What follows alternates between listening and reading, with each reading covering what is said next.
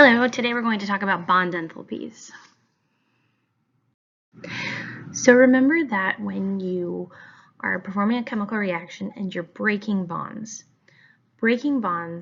requires an input of energy, and that's endothermic. When you form bonds as products, when you're forming the products, that's exothermic. So in this diagram, as you're increasing from the reactants to the transition state, that's endothermic, and it's must absorb the 634 for this particular one. But you see how these 4 bonds are breaking and these 2 bonds are breaking to form individual atoms. Then, when you're heading towards the products, in order to form the bonds, you need to go down and release the energy, and that's exothermic. And it's going to release 828 for this particular one when it forms these 2 double bonds and these 4 single bonds.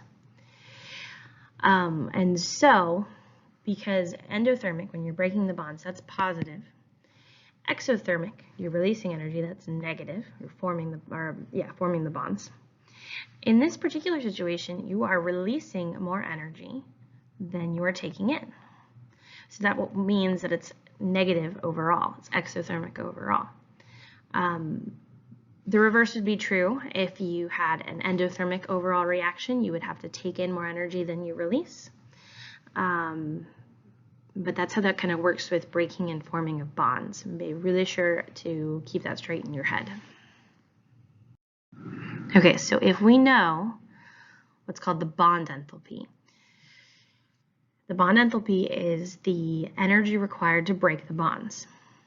Okay, so this is just a table of bond enthalpies, and it's an average for those bonds, and it's in kilojoules per mole. So that's how many kilojoules of energy it would take to break a mole of that bond. But if we know that energy, we can use the energy of the reactants that are breaking the bonds apart and the energy of the products that are forming those bonds. We can figure out the overall energy change, or the enthalpy of reaction.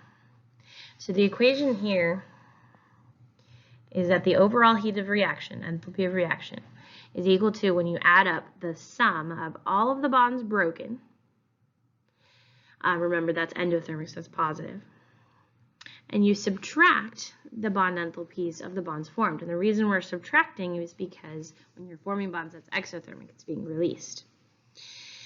So if you take the broken minus the formed, then you will get the overall energy change for the reaction.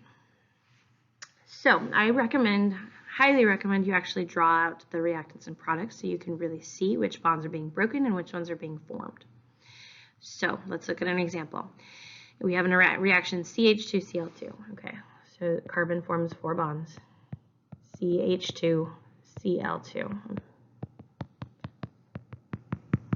And it's going to react with Br2. Br.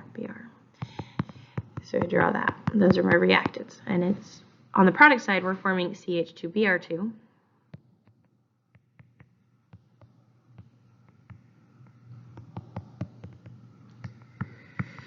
And then a Cl2 molecule.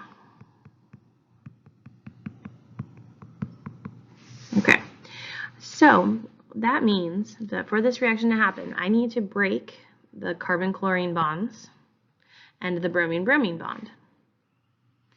And I need to form the carbon-bromine bonds and the chlorine-chlorine bond. So if I were to calculate that, I need to do 2 times the bond enthalpy of carbon-chlorine, which is 328. And just 1 bromine-bromine bond is breaking, so 193. And then I add that together, because it's the sum of the bonds broken. And so that's 849. And then let's do the products. So I have 2 times the 2 carbon-bromine bonds, that's 276. And the 1 chlorine-chlorine bond is 242. And then you add all of that together to get the bonds formed, and you get 794. All right, and then because the bond's being formed, that's exothermic, we're going to subtract that. So you would do the bonds broken, 849, minus the bonds formed, 794. And when you subtract, you get 55 kilojoules per mole. So it's positive, which means it's endothermic overall. Okay, let's do another example. How much heat is released through the complete combustion of propane? The first thing you want to do is make sure that you balance the chemical equation. If I have 3 carbons here, I need a 3 there, I need a 4 here for water, so they have 8 hydrogens, 8 hydrogens. Now for oxygen, I have 6 plus 4, that's 10 oxygens total, so I need 5 O2 molecules. Now that my reaction is balanced, I need to look at, okay, what bonds are being broken and what bonds are being formed. The C3H8 has the 3 carbons stuck together, and each carbon has 4 bonds, so you have the hydrogens all around the outside. It's reacting with 5 oxygen molecules, and oxygen forms a double bond with the other oxygen molecules. I'm just going to write times 5, so I know I have 5 of those O2 molecules. For CO2, I have the carbon with a double bond oxygen on either side, and I have 3 of those. And for water, I have those 2 single bond hydrogen oxygen, and I have 4 of those. Okay, so let's do the bonds broken first.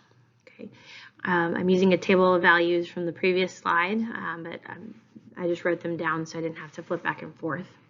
I have 8 carbon-hydrogen single bonds, and that value is 413. I also have 2 carbon-carbon bonds, and their value is 348. And I have 5 oxygen-oxygen double bonds, and that value is 495. And if I add up all of those bonds broken, I get 6,475 kilojoules. Now on my product side, I have 2 carbon-oxygen double bonds per molecule. So that means I have 6 total carbon-oxygen double bonds, which have a 799 value. I also have 2 oxygen-hydrogen bonds for every water molecule, and there's 4 of them, so that means there's 8 total oxygen-hydrogen bonds, and its value is 463. And so if I add up all of those bonds formed, I get 8,498 kilojoules. And if you do broken minus formed, you get the overall, which is negative 2,023 kilojoules per mole reaction. And so that is your delta H for the reaction.